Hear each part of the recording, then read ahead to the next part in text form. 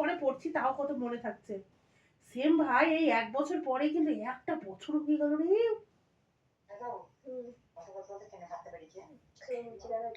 তো পৃথিবীর বাইরে তো কোথাও না নাকি? এই যে মেকানিজম অফ লেবারটা পুরোটাই দিয়ে দিয়েছে এখানে, তাহলে তোর এখানে রিভাইজটা হয়ে গেল। নে পড় নে Follow. In a whole lever who is in first stage and rapid second stage.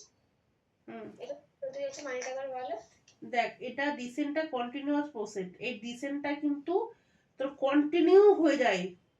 ও বুঝতে পারলাম, তুই বললি না যে থ্রু আউট দ্য লেবার, মানেটা কি? থ্রু আউট দ্য লেবার মানে লেবারের শুরু থেকে লাস্ট পর্যন্ত সব সময় থাকে কোন কোন মেকানিজমটা? থ্রু আউট দ্য লেবার মানে লেবারের শুরু থেকে লাস্ট পর্যন্ত সব সময় থাকে, তো এই ডিসেন্টটাই থাকছে। বুঝতে পারলি? কারণ দেখ সবকটাই কিন্তু মেকানিজম লেবার, কিন্তু কোন জিনিসটা তোর হচ্ছে গিয়ে শুরু থেকে লাস্ট পর্যন্ত থাকছে, ওই একটা জিনিসই থাকছে,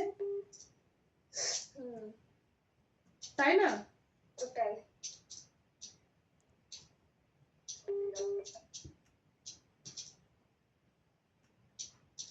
নিয়ে পড় তাড়াতাড়ি। ফ্রিকশন, হ্যাঁ হেড আর নেকটা বেন্ডিং হয়ে যাচ্ছে। তারপর হচ্ছে internal increase throughout the pregnancy.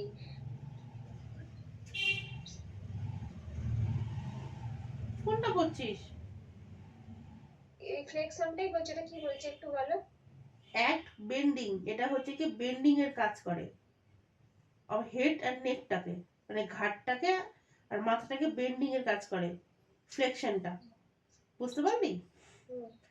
Bending এর কাজ করে, মানে কারণ তুই যদি ওটা বেন্ডিং না করিস, মানে বেন্ডিং মানে কি ব্যান্ড করা মানে ঝুঁকানো, বুঝতে পারলি তো? হ্যাঁ মোড়ানো, বলতে গেলে বাংলা কথায় মোড়ানো। তুই যদি না মোড়াস, মোড়ানো মানে কি নিচে থেকে ঘোরাবি মানে থেকে ওটা বেন্ড